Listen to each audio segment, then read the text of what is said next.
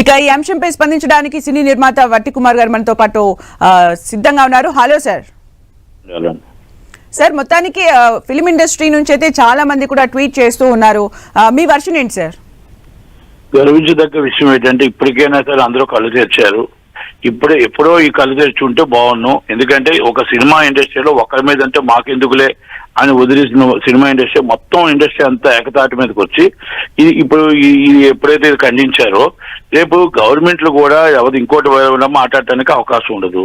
నేనేమంటానంటే ఇదంతా శుభపరిణామం. ఇప్పుడు సమంత గారికి నాగార్జున గారి ఫ్యామిలీకి ఉండడం అనేది శుభపరిణామం. కానీ నేనేమంటున్నానంటే ఇలాగే ఇంతకుముందు కూడా స్పందించి ఉంటే బాగుండేది. పవన్ కళ్యాణ్ గారికి ఎన్ని బాధలు అన్నారు, ఎన్ని మూడు పెళ్లిళ్ళని ఆమెను ఎంత నరకం చూపించారు. ఆయన ఒక పెద్ద హీరోనే కదా, మరి ఆ రోజు ఎవరు ఒకరు కూడా స్పందించలేదే. అలాగే మీకు భువనేశ్వరమ్మ గారు ఆమె నందమూరి తారక రామారావు గారి బిడ్డ ఆమె కూడా అంటే ఎవరు స్పందించలేదే. అలా ఎంతో మందిని డ్రగ్స్ విషయంలోనే మొత్తం లైన్ కట్టించారు. ఇదే టీఆర్ఎస్ గవర్నమెంట్ లైన్ కట్టించారు. మొత్తం 4 సంవత్సరాల తర్వాత క్లీన్ చిట్ ఇచ్చారు. కానీ మొత్తం ఇండస్ట్రీనే రోడ్డు మీదకి లాగేటప్పుడు మరి ఆడపిల్లల్ని అంతమందిని అడిగేటప్పుడు మరి ఆ రోజు ఎవరు స్పందించలేదే. ఇలా ఎన్నోనండి, ఒక్కటి కాదండి. అప్పుడు అయితే స్పందించలేదు, ఇప్పుడు స్పందిస్తున్నారు. ఎప్పుడు స్పందిస్తే బాగుండేది అంటున్నారు. ఇక్కడ ఏమైనా పొలిటికల్ యాంగిల్ ఇన్వాల్వ్ అయిందని మీరు అనుకుంటున్నారా? అంటే నేను ఒకటేనండి, సురేఖ గారు సమంత గారి మీద నాగార్జున గారి మీద చేసిన వ్యాఖ్యలకి పూర్తిగా ఖండిస్తున్నాను. ఒకటి తక్కువ ఇండస్ట్రీలో కూడా కొన్ని విషయాల్లోని అప్పుడు జగన్మోహన్ రెడ్డి గారికి భయపడ్డారా, అప్పుడు మరి కేసీఆర్ గారికి భయపడ్డారా నాకైతే తెలియదు. కానీ ఏది కూడా ఏ ఆడపిల్ల మీద కూడా ఇలా వచ్చేటప్పుడు కానీ ఎవరి మీద కూడా ఏది కూడా చేయలేదు, ఖండించలేదు. అంటే ఇండస్ట్రీలకి అందరికీ ఆడపిల్లేనండి. ఆడపిల్లలు మనం కాపాడుకోవాలి, ఇండస్ట్రీని కాపాడుకోవాలి, ఇండస్ట్రీ పరువును మనం కాపాడుకోవాలి. అందరూ రియాక్ట్ అవ్వాలి. కంపల్సరీ తప్పేనా ఆమె కూడా ఒప్పుకున్నారు, ఆమె కూడా ఉపసంహరించుకున్నారు కూడా. ఆమె ఇప్పుడు ఏమైతే వ్యాఖ్యలు చేశారో కేసీఆర్ గారి మీద నేను వ్యాఖ్యలు వెనక్కి తీసుకోవట్లేదు, నేను సమంత గారి మీద బాధపడ్డా, నేను 100% వెనక్కి తీసుకున్నాను కూడా చెప్పేశారు.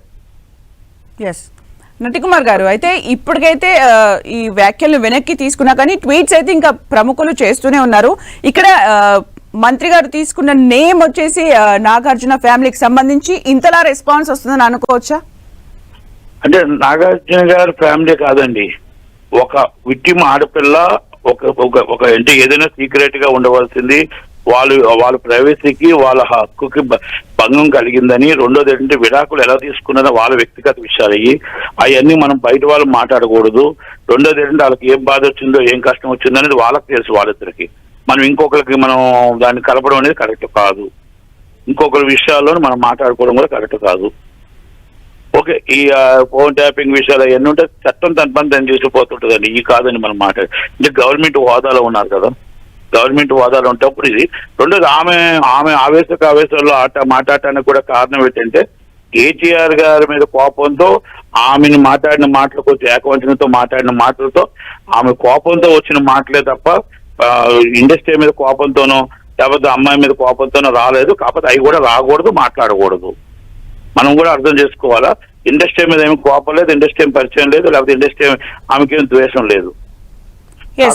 ఇది ఎలా స్టార్ట్ అయింది అనే దాన్ని మనం ఒకసారి గమనిస్తే సోషల్ మీడియాలో ట్రోలింగ్ నుంచి ఈ వ్యవహారం అనేది స్టార్ట్ అయింది.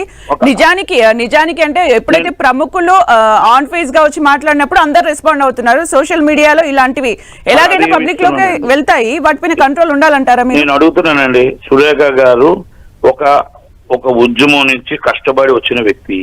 ఆమెకు అందరికీ పేదవాడి కష్టం తెలుసు, అన్ని తెలుసు. ఆమె 2 సార్లు మినిస్టరు, 5 సార్లు ఎమ్మెల్యే, ఇది నాకు కూడా దగ్గరగా తెలుసు. నేనేమంటున్నానంటే ఆమె మాట్లాడే మాటల్లోని ఆమెను ఆ రోజు ట్రోల్ చేస్తే ఎంత బాధ అనిపించుంటుంది, ఆమెకి ఎంత బాధ అనిపించుంటుంది, ఎంత బాధ అనిపించుంటుందండి.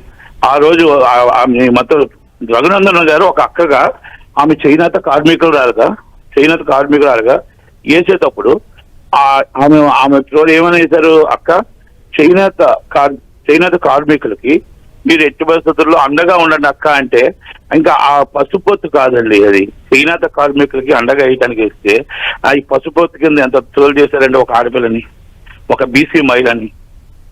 అది బాధ అనిపిస్తుంది. ఆ బాధలో ఆయన క్షమాపణ మామూలుగా ఏంటంటే మీరు టీఆర్ఎస్ క్షమాపణ చెప్పలేదు అని బాధతోని మినిస్టర్ గారు ఆ మాట అనటానికి ఆవేశాల్లో ఈ విషయాలు వచ్చాయి. ఓకే, కావాలని అంటే నేనంటే ఒకటేనండి, ఈ ఇండస్ట్రీలోని ఏది ఈ రోజు కాదండి, ఇప్పుడు వీళ్ళందరూ ఇప్పుడు వచ్చారు ఖండిస్తున్నారు. ఏ విషయంలో ఇండస్ట్రీలోనూ నేను ముందు ఖండించేవాడు నేనే, ముందు ఆడపిల్లల కోసం మాట్లాడేది నేనే, అక్కల కోసం మాట్లాడేది నేనే.